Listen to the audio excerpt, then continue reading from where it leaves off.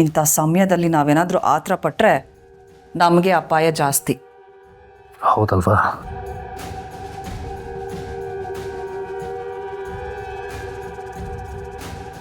ಈ ಮನೆ, ಆಸ್ತಿ, ಅಂತಸ್ತು, ಅಧಿಕಾರ, ಎಸ್ಟೇಟ್ ಇದೆಲ್ಲ ನನಗೆ ಕೈಗೆ ಸೇರಬೇಕು ಅಂತ ಆಸೆ ಪಟ್ಟವಳು ನಾನು. ಆದರೆ ಅದಕ್ಕೆ ಅಡ್ವಾಗಿದ್ದು ಅಂಜಲಿ. ಸೊ ಆ ಹುಡುಗನ ಗಾಳವಾಗಿಟ್ಕೊಂಡು ಅಂಜಲಿನ ಅವನ ಪ್ರೀತಿ ಬಲೆಯಲ್ಲಿ ಬೀಳಿಸ್ದೆ. ಆಮೇಲೆ ಅವ್ರ ಅಪ್ಪನ ಬಗ್ಗೆ ಹೇಳಿ ಹೆದರಿಸಿ ಅವಳನ್ನ ಮನೆ ಬಿಟ್ಟು ಓಡೋಗೋ ಹಾಗೆ ಮಾಡಿದೆ.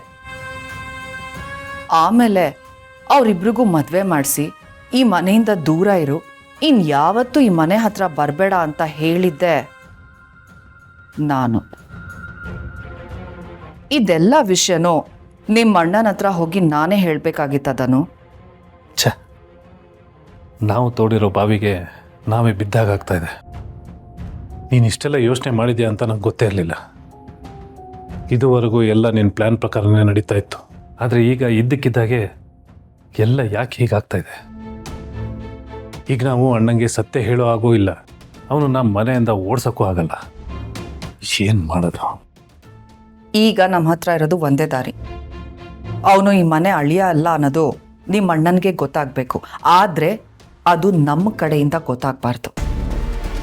ಹೇಗಾದರೂ ಮಾಡಿ ಅವನು ಆ ಅಂಜಲಿ ಗಂಡ ಅಲ್ಲ ಅನ್ನೋದನ್ನ ಪ್ರೂವ್ ಮಾಡಿದ್ರೆ ನಮ್ಮ ದಾರಿ ಸಲೀಸಾಗತ್ತೆ. ಆದರೆ ಇದೆಲ್ಲ ಹೇಗೆ ಸಾಧ್ಯ? ಈ ರಾಜೇಶ್ವರಿಗೆ ಅಸಾಧ್ಯ ಅನ್ನೋದು ಯಾವುದೂ ಇಲ್ಲ. ಇದಕ್ಕೂ ನನ್ನ ಹತ್ರ ಒಂದು ಮಾಸ್ಟರ್ ಪ್ಲಾನ್ ಇದೆ. Wait and watch.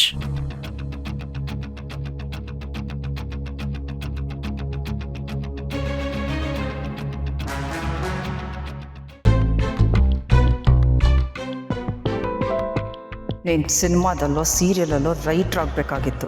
ಕತೆನ ತುಂಬ ಚೆನ್ನಾಗಿ ಹೇಳ್ತೀಯ. ಅವ್ರು ನಿಜವಾಗ್ಲೂ ಅಳಿಯಂದ್ರಲ್ಲ, ಅವರು ದೇವ್ರಿದ್ದ ಹಾಗೆ. ನೀವೇ ನೋಡಿ, ಅವ್ರು ಈ ಮನೆಗೆ ಬಂದ್ಮೇಲೆ ತಾನೆ ನಿಮ್ಮ ಮುಖದಲ್ಲಿ ನಗು ಕಾಣಿಸ್ತಾ ಇರೋದು. ರಾಜೇಶ್ವರಿ ಯಾಕೆ ನಾನು ಹಿಡ್ಕೊಂಡಿಲ್ಲ? ಈ ಮನೆ ಯಜಮಾನ್ರ ಹತ್ರ ಇರೋ ಸತ್ಯಗಳೆಲ್ಲ ಯಾಕೆ ಹೇಳಲಿಲ್ಲ? ಅವಳಿಗೆ ತುಂಬ ಅವಕಾಶಗಳು ಸಿಕ್ಕಿತ್ತು, ನನ್ನ ಬಗ್ಗೆ ಹೇಳೋದಕ್ಕೆಲ್ಲ ಆಗ್ತಾಯಿತ್ತು, ಆದರೆ ಹೇಳಲಿಲ್ವಲ್ಲ. ಯಾಕಿರ್ಬೋದು? ಈಗ ನಾನು ಈ ಮನೆ ಅಳಿಯ ಅಲ್ಲ ಅಂತ ಅವಳಿಗೆ ಗೊತ್ತಿದೆ ಅಂದರೆ ಅಂಜಲಿ ನಿಜವಾದ ಗಂಡ ಯಾರು ಅಂತ ಗೊತ್ತಿರುತ್ತೆ. ಆದ್ರೂ ಯಾಕೆ ಸುಮ್ಮನೆ ಇದ್ದಾಳೆ?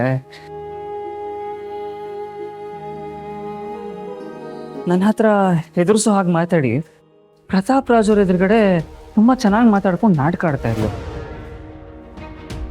ಯಾಕೆ ಮಾಡ್ತಾ ಇದ್ದಾಳೆ? ಇದೆಲ್ಲ ತುಂಬ ಕನ್ಫ್ಯೂಷನ್ ಆಗ್ತಾ ಇದೆಯಲ್ಲ, ಗೊತ್ತೇ ಆಗ್ತಾ ಇಲ್ಲ.